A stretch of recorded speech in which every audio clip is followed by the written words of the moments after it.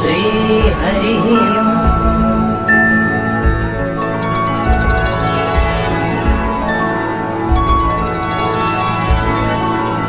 श्रीशं कमलपत्राक्षं देवकीनन्दनं हरिं सुतसम्प्राप्तये कृष्णं नमामि मधुसूदनं नमाम्यहं वासुदेवं सुतसम्प्राप्तये हरिं यशोदाङ्कगतं बालं गोपालं नन्दनन्दनम् अस्माकं पुत्रलाभाय गोविन्दं मुनिवन्दितं नमाम्यहं वासुदेवं देवकीनन्दनं सदा गोपालं डिम्भकं वन्दे कमलापतिमच्युतं पुत्रसम्प्राप्तये कृष्णं नमामि यदुपुङ्गवं पुत्रकामेष्टिफलदं कञ्जाक्षं कमलापतिं देवकीनन्दनं वन्दे सुतसम्प्राप्तये मम पद्मापते पद्मनेत्र पद्मनाभ जनार्दन देहि मे तनयं श्रीश वासुदेव जगत्पते यशोदाङ्कगतं बालं गोविन्दं मुनिवन्दितम् अस्माकं पुत्रलाभाय नमामि श्रीशमच्युतं श्रीपते देवदेवेश दीनार्तिहरणाच्युत गोविन्द मे सुतं देहि नमामि त्वां जनार्दन भक्तकामद गोविन्द भक्तं रक्ष शुभप्रद देहि मे तनयं कृष्ण रुक्मिणी वल्लभ प्रभो रुक्मिणीनाथ सर्वेश देहि मे तनयं सदा भक्तमन्दार पद्माक्ष त्वामहं शरणं गतः देवकी सुत गोविन्द वासुदेव जगत्पते देहि मे तनयं कृष्ण त्वामहं शरणं गतः वासुदेव जगद्वन्दय श्रीपते पुरुषोत्तम देहि मे तनयं कृष्ण त्वामहं शरणं गतः कञ्जाक्ष कमलानाथ वरकारुरुणिकुत्तम् देहि मे तनयं कृष्ण त्वामहं शरणं गतः लक्ष्मीपते पद्मनाभ मुकुन्द मुनिवन्दित देहि मे तनयं कृष्ण त्वामहं शरणं गतः कार्यकारणरूपाय वासुदेवाय ते सदा नमामि पुत्रलाभार्थं सुखदाय बुधाय ते राजीवनेत्र श्रीराम रावणारे हरे कवे तुभ्यं नमामि देवेश तनयं देहि मे हरे अस्माकं पुत्रलाभाय भजामि त्वां जगत्पते देहि मे तनयं कृष्ण वासुदेव रमापते श्रीमानिनी मानचोर गोपी वस्त्रापहारक देहि मे तनयं कृष्ण वासुदेव जगत्पते अस्माकं पुत्रसम्प्राप्तिं कुरुष्व यदुनन्दन रमापते वासुदेव मुकुन्द मुनिवन्दित वासुदेव सुतं देहि तनयं देहि माधव पुत्रं मे देहि श्रीकृष्ण वत्सं देहि महाप्रभो डिम्भकं देहि श्रीकृष्ण आत्मजं देहि राघव भक्तमन्दार मे देहि तनयं नन्दनन्दन नन्दनं देहि मे कृष्ण वासुदेव जगत्पते कमलानाथ गोविन्द मुकुन्द मुनिवन्दित अन्यथा शरणं नास्ति त्वमेव शरणं मम सुतं देहि श्रियं पुत्रं प्रदेहि मे यशोदास्तन्यपानद्यं पिबन्तं यदुनन्दनं वन्देऽहं पुत्रलाभार्थं कपिलाक्षं हरिं सदा नन्दनन्दन देवेश नन्दनं देहि मे प्रभो रमापते वासुदेव श्रियं पुत्रं जगत्पते पुत्रं श्रियं पुत्रं मे देहि माधव अस्माकं दीनवाक्यस्य अवधारय श्रीपते गोपालडिम्ब गोविन्द वासुदेव रमापते अस्माकं डिम्बकं देहि श्रियं देहि जगत्पते मद्वाञ्छितफलं देहि देवकी नन्दनाच्युत मम पुत्राथितं धन्यं कुरुष्व यदुनन्दन याचेऽहं त्वां श्रियं पुत्रं देहि मे पुत्रसम्पदम् भक्तचिन्तामणे राम कल्पवृक्ष महाप्रभो आत्मजं नन्दनं पुत्रं कुमारं डिम्बकं सुतम् अर्भकं तनयं देहि सदा मे रघुनन्दन वन्दे सन्तानगोपालं माधवं भक्तकामदम् अस्माकं पुत्रसम्प्राप्त्यै सदा गोविन्दच्युतम्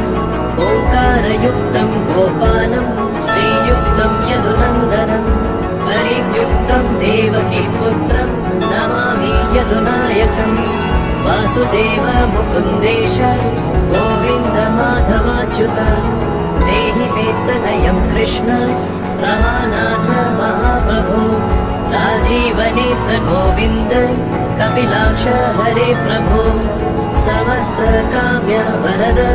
देहि मे तनयं सदा अब्ज पद्मनिभं पद्म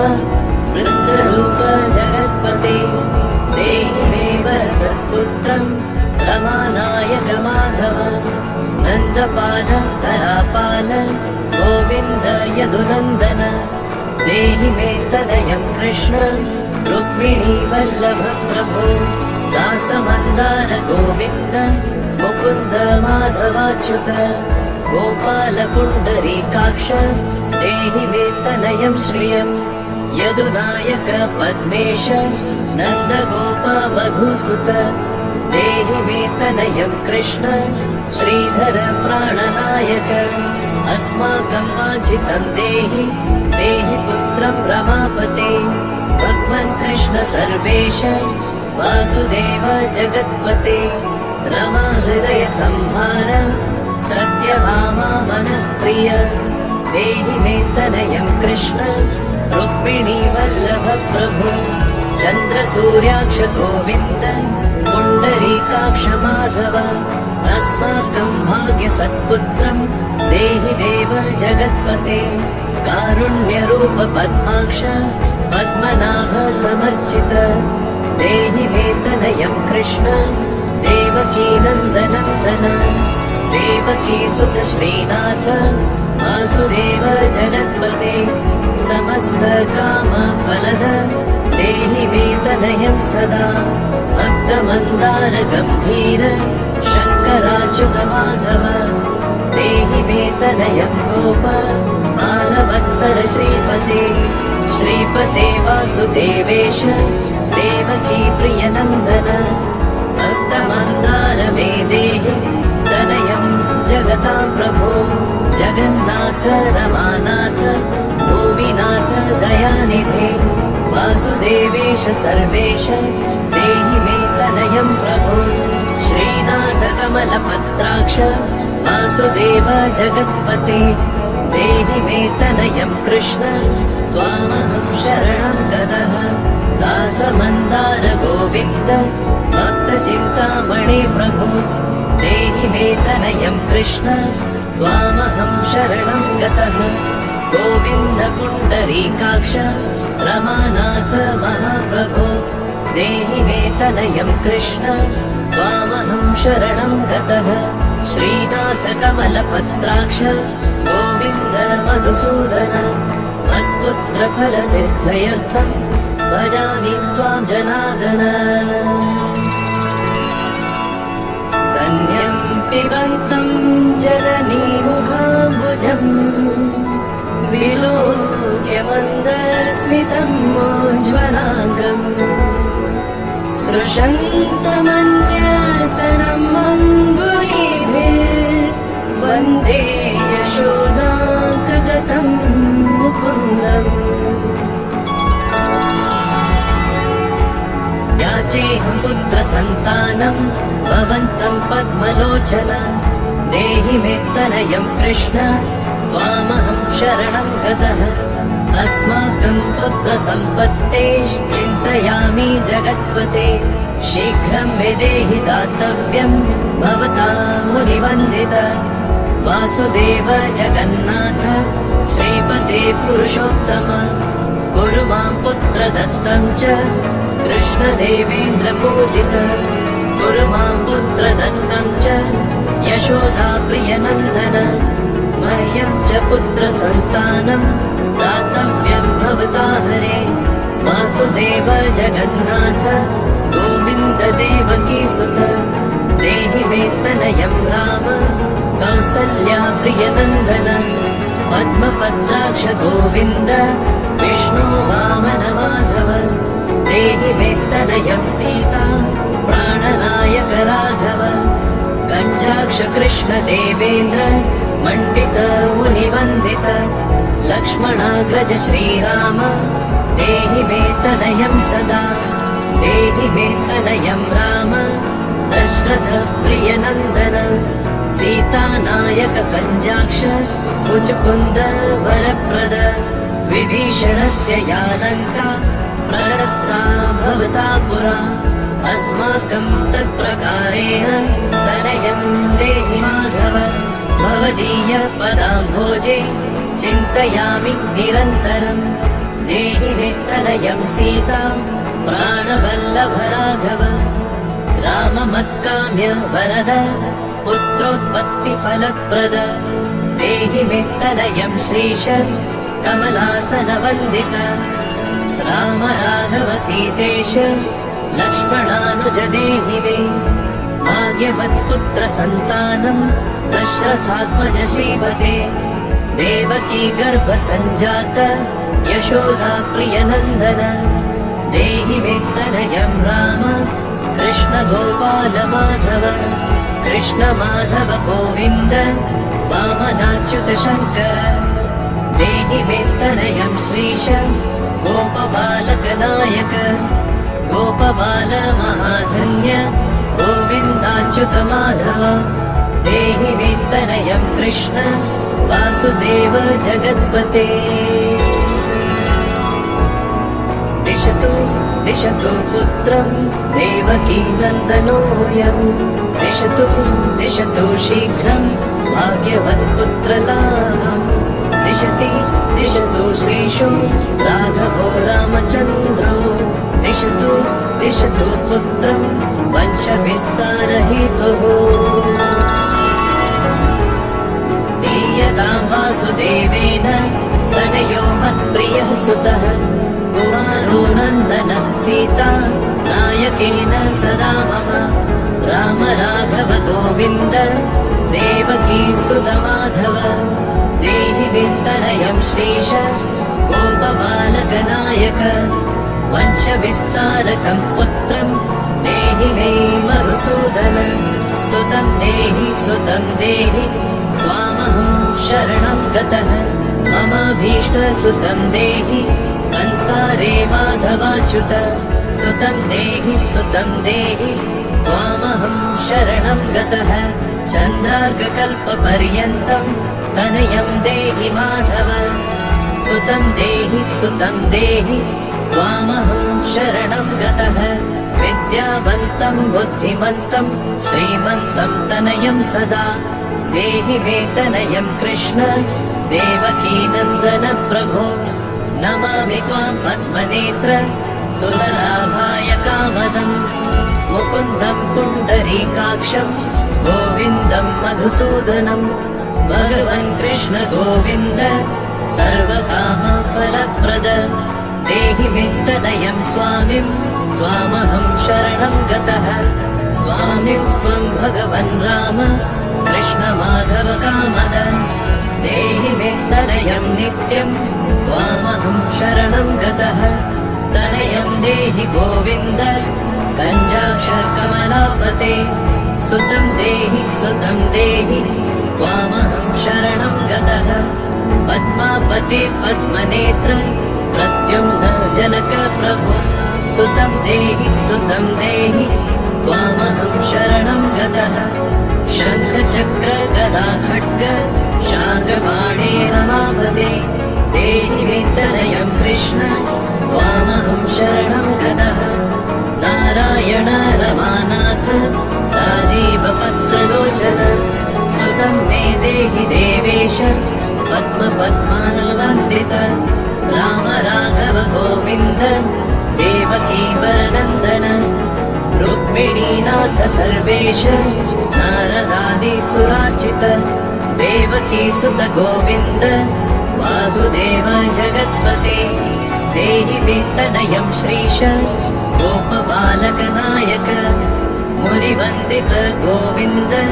रुक्मिणी वल्लभ प्रभो देहि मे तनयं कृष्ण त्वामहं शरणं गतः गोपिकाजित पङ्केज